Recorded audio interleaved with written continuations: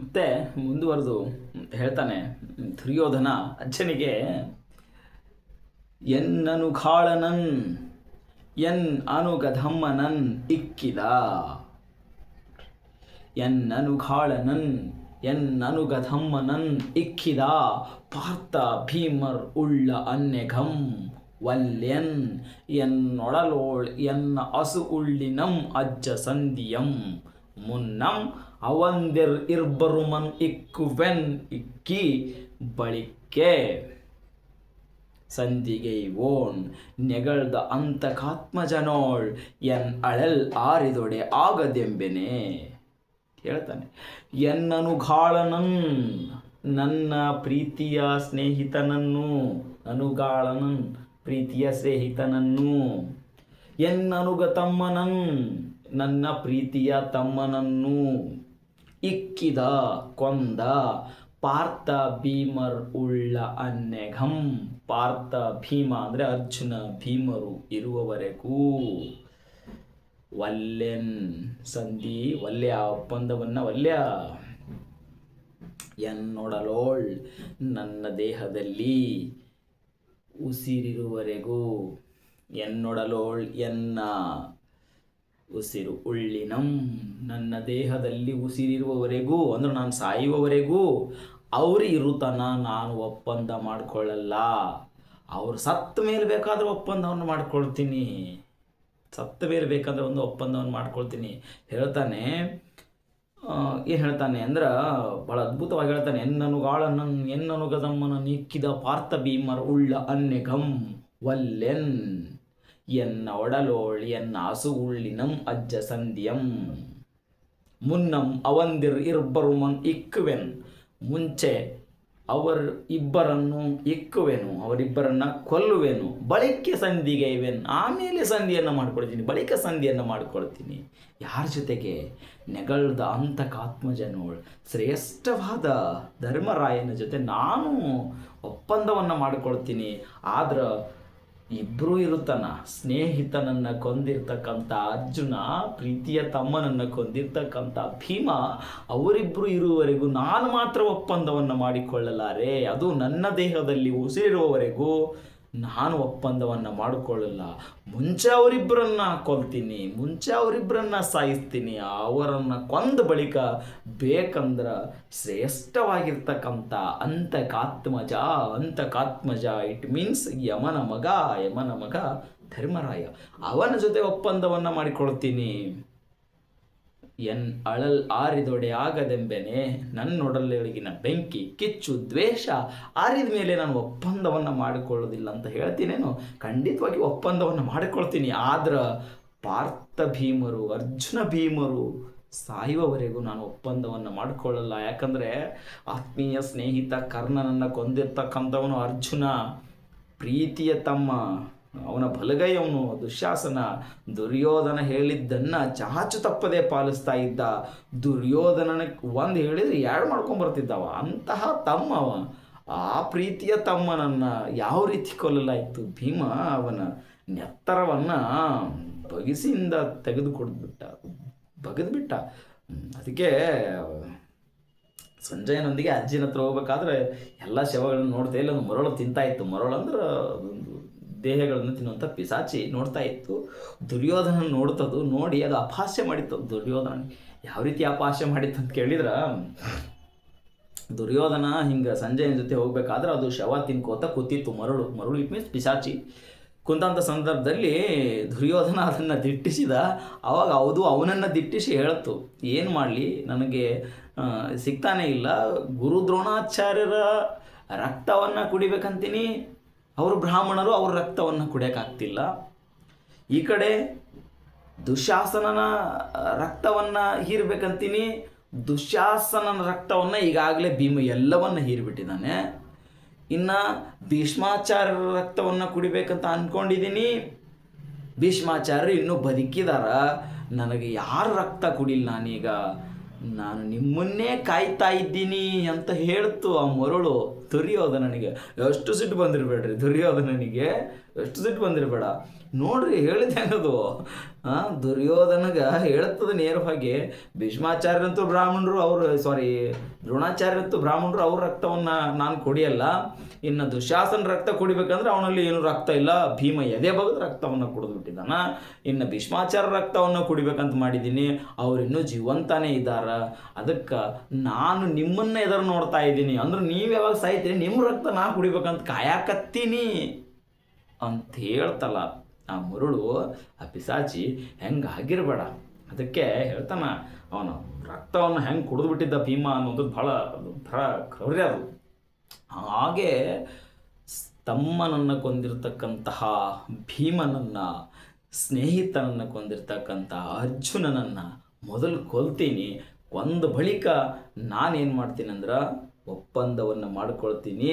ಅದು ಧರ್ಮರಾಯನ ಜೊತೆಗೆ ನನ್ನೊಡಲೊಳಗಿನ ಬೆಂಕಿ ಅರಿದ ಮೇಲೆ, ದ್ವೇಷ ಅರಿದ ಮೇಲೆ ನಾನು ಒಪ್ಪಂದವನ್ನು ಮಾಡಿಕೊಳ್ಳುವುದಿಲ್ಲ ಅಂತೀನೇನು ಅಂಥೇಳಿ ಭೀಷ್ಮಾಚಾರ್ಯರಿಗೆ ನಮ್ಮ ದುರ್ಯೋಧನ ಹೇಳ್ತಾನೆ. ಎನ್ನನುಗಧಮ್ಮನನ್ ಇಕ್ಕಿದ ಪಾರ್ಥ ಭೀಮರ್ ಉಳ್ಳ ಅನ್ನೆ ಕಮ್ವಲ್ಲೆನ್ ಎನ್ನೊಡಲೋಳಿ ಎನ್ನ ಅಸು ಉಳ್ಳಿನಂ ಅಜ್ಜ ಮುನ್ನಂ ಅವಂದಿರ್ ಇರ್ಬರುಮನ್ ಇಕ್ಕುವೆನ್ ಇಕ್ಕಿ ಬಳಿಕೆ ಸಂದಿಗೊಯ್ವನ್ ನೆಗಳ್ದ ಅಂತಕ ಆತ್ಮಜನೋಳ್ ಎನ್ ಅಳಲ್ ಆರಿದೊಡೆ ಆಗದೆಂಬೆನೆ ಹೇಳ್ತಾನೆ. ಮುಂದುವರೆದು ಹೇಳ್ತಾನ, ಏನು ಹೇಳ್ತಾನಂದರೆ, ಹುಟ್ಟಿದ ನೂರ್ವರುಂ ಎನ್ನೊಡ ಹುಟ್ಟಿದ ನೂರ್ವರುಂ ಇದಿರ್ಚಿ ಸತ್ತೊಡೆ ಕೋಪಂ ಪುಟ್ಟಿ ಪೊದಳ್ದುದು ಸತ್ತರ್ ಪುಟ್ಟರೆ ಪಾಂಡವರೊಳಿರಿದು ಚಲವನೇ ಮೆರೆವೆಂ ಹೇಳ್ತಾನೆ. ಹುಟ್ಟಿದ 100 ಜನ, ನನ್ನ ಜೊತೆಗೆ ಹುಟ್ಟಿರ್ತಕ್ಕಂಥ 100 ಜನ ಇದಿರ್ಚಿ ಇಟ್ ಮೀನ್ಸ್ ಹೋರಾಡಿ, ಸತ್ತೊಡೆ ಸತ್ತಾಗ, ಕೋಪಂ ಪುಟ್ಟಿ ಪೊದಳ್ದುದು ಕೋಪವು ಹುಟ್ಟಿ ಬೆಳೆದು ನಿಂತಿದೆ, ಸತ್ತರ್ ಪುಟ್ಟರೆ ಸತ್ತವರು ಮತ್ತೆ ಹುಟ್ಟುವುದಿಲ್ಲವೇ, ಪಾಂಡವರೊಳಿರಿದು ಪಾಂಡವರ ಜೊತೆ ಹೋರಾಟ ಮಾಡಿ ಛಲವನ್ನೇ ಮೆರೆಯುತ್ತೇನೆ ಹೇಳ್ತಾನೆ. ನನ್ನ ಜೊತೆ ಹುಟ್ಟಿರ್ತಕ್ಕಂಥ 100 ಜನ ಸಹೋದರರು ಈ ಯುದ್ಧದಲ್ಲಿ ಹೋರಾಟವನ್ನು ಮಾಡಿ ಸತ್ತು ಹೋಗಿದ್ದಾರೆ. ಸತ್ತವರು ಮತ್ತೆ ಹುಟ್ಟೋದಿಲ್ಲೇನು? ನಾನು ಪಾಂಡವರ ಜೊತೆ ಹೋರಾಟ ಮಾಡಿ ಸತ್ರ ಸಾಯಲಿ, ನನ್ನ ಛಲವನ್ನು ಮಾತ್ರ ನಾನು ಬಿಡುವುದಿಲ್ಲ. ಈಗಾಗಲೇ 100 ಜನ ಸತ್ತು ಹೋಗಿದ್ದಾರೆ ಸಹೋದರರು, ನಾನೊಬ್ಬ ಇದ್ದೀನಿ. ನಾನಿದ್ದಾದರೂ ಏನು ಮಾಡಲಿ? ಸತ್ತವರು ಹೆಂಗೂ ಹುಟ್ಟಲೇಬೇಕಲ್ವಾ? ಅದು ನಮ್ಮ ಒಂದು ನಂಬಿಕೆ. ಅದು ಪುನರ್ಜನ್ಮದಲ್ಲಿ ನಂಬಿಕೆ ಇಟ್ಟಿರ್ತಕ್ಕಂಥವ್ರು ನಾವು ಭಾರತೀಯರು. ಹಾಗಾಗಿ ಸತ್ತವರು ಮತ್ತೆ ಹುಟ್ಟುವುದಿಲ್ಲವೇ? ಖಂಡಿತವಾಗಿಯೂ ಮತ್ತೆ ನಾವು ಹುಡ್ತೀವಲ್ಲ. ಆ ಕಾರಣಕ್ಕಾಗಿ ನಾನು ಕೂಡ ಪಾಂಡವರ ಜೊತೆ ಹೋರಾಟ ಮಾಡಿ ನನ್ನ ಛಲವನ್ನೇ ಮೆರೆಯುತ್ತೇನೆ ಅನ್ನುವಂಥದ್ದನ್ನು ಹೇಳ್ತಾರೆ. ಆದಾಗ್ಯೂ ಕೂಡ ಸಾಕಷ್ಟು ಸಮಾಧಾನವನ್ನು ಹೇಳ್ತಾರೆ. ಹೇಳಿದಾಗ್ಯೂ ಸಹಿತ ಕೊನೆಗೊಂದು ಮಾತು ಹೇಳ್ತಾನಾತ, ಕಾದದೇ ಇರೆನಜ್ಜ. ನೋಡ್ರಿ, ಹೋರಾಡಲಾರದೆ ಇರೆನಜ್ಜ, ಕಾದದೆ ಇರೆನಜ್ಜ. ಎಂಥ ಅದ್ಭುತವಾದ ಮಾತು. ಹೋರಾಡದೆ ಇರಲಾರೇನೋ ಅಜ್ಜ, ಖಂಡಿತವಾಗಿ ಹೋರಾಟ ಮಾಡ್ತೀನಿ. ನೀವು ಏನೇ ಹೇಳ್ರಿ ನನಗೆ, ಅಷ್ಟೇ ನನಗೆ ಬುದ್ಧಿ ಹೇಳ್ರಿ, ತಿಳುವಳಿಕೆ ಹೇಳ್ರಿ. ಕಾದದಿರೆನಜ್ಜ, ಪಾಂಡವರಾದರ್ ಮೇನ್ ಇಂದಿನೊಂದೇ ಸಮರದೋಳ್ ಆ ಮೇನ್ ಅದರಿಂದೇ ಪಾಂಡವರ್ಗಾದುದು ಮೇನಾಯಿತು ಕೌರವಂಗವನಿ ತಳವಂ. ನೋಡ್ರಿ ಎಷ್ಟು ಅದ್ಭುತವಾಗಿ ಹೇಳ್ತಾನಂದ್ರೆ, ಹೋರಾಡದೆ ಇರಲಾರೇನೋ ಅಜ್ಜ, ಕಾದದಿರೇನಜ್ಜ. ಹೋರಾಡಲಾರದೆ ಇರಲಾನು ಅಜ್ಜ, ಖಂಡಿತವಾಗಿ ನಾನು ಹೋರಾಟವನ್ನು ಮಾಡ್ತೀನಿ. ಅವ್ರದರಾಗಲಿ ನಂದರಾಗಲಿ ಇವತ್ತಿನ ಈ ಒಂದು ಯುದ್ಧದೊಳಗೆ ತಿಳಿದು ಬಿಡಲಿ, ಅವರು ಮೇಲೋ ಅಥವಾ ನಾನು ಮೇಲೋ ಅನ್ನುವಂಥದ್ದು ಈ ಒಂದು ಯುದ್ಧದಿಂದ ತಿಳಿದು ಬಿಡಲಿ. ಅದಕ್ಕೆ ಇವತ್ತಿನ ಈ ಯುದ್ಧದೊಳಗೆ ಭೂಮಿ ಯಾರ್ದು ಅಂತ ಡಿಸೈಡ್ ಆಗಿಬಿಡಲಿ. ಇದು ಪಾಂಡವರದರಾಗಲಿ ಅಥವಾ ಕೌರವರದರಾಗಲಿ. ಅವನಿತಳಂ, ಅವನಿ ಅಂದರೆ ಭೂಮಿ. ಈ ಭೂಮಿ ಪಾಂಡವರದಾದರೂ ಆಗಲಿ ಕೌರವನದಾದರೂ ಆಗಲಿ, ಅವ್ರಿಗಾದುದು ಮೇನ್ ಆಯಿತು. ಅವ್ರಿಗೇನಾಗುತ್ತೋ ಅದು ನನಗಾಗಲಿ, ಪಾಂಡವರಿಗರಾಗಲಿ ನನಗರಾಗಲಿ. ನಾನು ಈ ಯುದ್ಧ ಭೂಮಿಯಿಂದ ಹಿಂಜರಿಯುವುದಿಲ್ಲ, ಈ ಯುದ್ಧ ಭೂಮಿಯಿಂದ ಹಿಂದೆ ಕಾಲು ಕೆತ್ತುವುದೇ ಇಲ್ಲ. ಪಾಂಡವರ್ ಮೇನ್ ಅದರಿಂದೆ ಅಂದರೆ ಅವ್ರ ಮೇನಾದರೂ ಅಥವಾ ಅವ್ರ ಮೇಲಾಗ್ತಾರೋ ಅಥವಾ ಅವ್ರು ಗೆಲ್ತಾರೋ ನಾನು ಗೆಲ್ತೀನೋ ಗೊತ್ತಿಲ್ಲ. ಇವತ್ತಿನ ಈ ಯುದ್ಧದಲ್ಲಿ ಡಿಸೈಡ್ ಆಗಿಬಿಡಲಿ ಭೂಮಿ ಯಾರ್ದು ಅಂತೇಳಿ. ಈ ಒಂದು ಭೂಮಿ ಯಾರ್ದಂತ ಡಿಸೈಡ್ ಆಗಿಬಿಡಲಿ. ಒಂದು ನಾನು ಸಾಯಬೇಕು, ಇಲ್ಲ ಅವ್ರನ್ನ ಸಾಯಿಸಿ ಭೂಮಿ ನನ್ನದಾಗಿಸ್ಕೊಳ್ಬೇಕು. ನಾನು ಹೋರಾಟ ಮಾಡಲಾರ್ದೆ ಇರುವುದಿಲ್ಲ ಅನ್ನುವಂಥ ಮಾತನ್ನು ದುರ್ಯೋಧನ ಬಹಳ ಸ್ಪಷ್ಟವಾಗಿ ಹೇಳ್ತಾನೆ.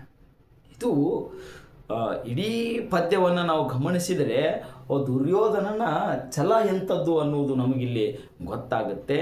ಇಂತಹ ಛಲವನ್ನು ಅದ್ಭುತವಾಗಿ ರನ್ನ ಕವಿ ಕೂಡ ನಮಗೆ ಕಟ್ಟಿಕೊಡ್ತಾನೆ. ಅವನ ಅದ್ಭುತವಾಗಿರ್ತಕ್ಕಂಥ ಒಂದು ಕಥಾಚಾತುರ್ಯದಿಂದ ಕಟ್ಟಿಕೊಡ್ತಾನೆ.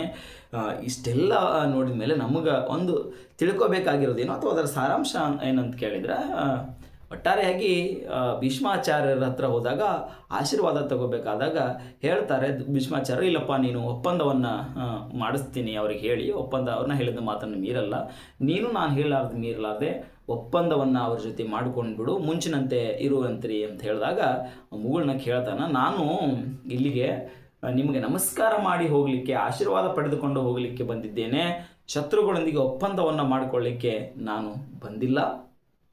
ಅದರ ಜೊತೆಗೆ ಯುದ್ಧದಲ್ಲಿ ಏನಾದರೂ ನನಗೆ ಹೋರಾಟದ ಕೆಲಸ ಇದ್ದರೆ ಹೇಳಜ್ಜ ಅಂತ ಹೇಳಿ ನಾನು ನೆಲಕ್ಕಾಗಿ ಹೋರಾಡುತ್ತಿಲ್ಲ, ನನ್ನ ಛಲಕ್ಕಾಗಿ ಹೋರಾಟವನ್ನು ಮಾಡ್ತಾ ಇದ್ದೀನಿ. ಪಾಂಡವರ ಮಕ್ಕಳ ಜೊತೆಗಿನ ಈ ಭೂಮಿ ನನಗೆ ಕೇವಲ ಹಾಳು ಭೂಮಿ. ಸೂರ್ಯಪುತ್ರ ಕರ್ಣನನ್ನು ಕೊಲ್ಲಿಸಿರ್ತಕ್ಕಂಥ ಈ ಭೂಮಿಯ ಜೊತೆಗೆ ನಾನು ಮತ್ತೆ ಬಾಳ್ವೆ ಮಾಡುವುದುಂಟೆ, ನಾನು ಮತ್ತೆ ಬಾಳ್ವೆ ಮಾಡುವುದಿಲ್ಲ. ನನ್ನ ಪ್ರೀತಿಯ ಸ್ನೇಹಿತ ಕರ್ಣನನ್ನು, ಪ್ರೀತಿಯ ತಮ್ಮ ದುಶ್ಯಾಸನನನ್ನು ಕೊಂದಿರ್ತಕ್ಕಂತಹ ಅರ್ಜುನ ಹಾಗೂ ಭೀಮರು ಜೀವಂತ ಇರುವವರೆಗೂ, ನನ್ನ ದೇಹದಲ್ಲಿ ಉಸಿರು ಇರುವವರೆಗೂ ನಾನು ಒಪ್ಪಂದವನ್ನು ಮಾಡಿಕೊಳ್ಳುವುದಿಲ್ಲ ಅಜ್ಜ. ಮುಂಚೆ ಅವರಿಬ್ಬರನ್ನು ಕೊಂದು ಆಮೇಲೆ ನಾನು ಶ್ರೇಷ್ಠವಾದ ಧರ್ಮರಾಯರೊಡನೆ ಒಪ್ಪಂದವನ್ನು ಮಾಡಿಕೊಳ್ಳುತ್ತೇನೆ.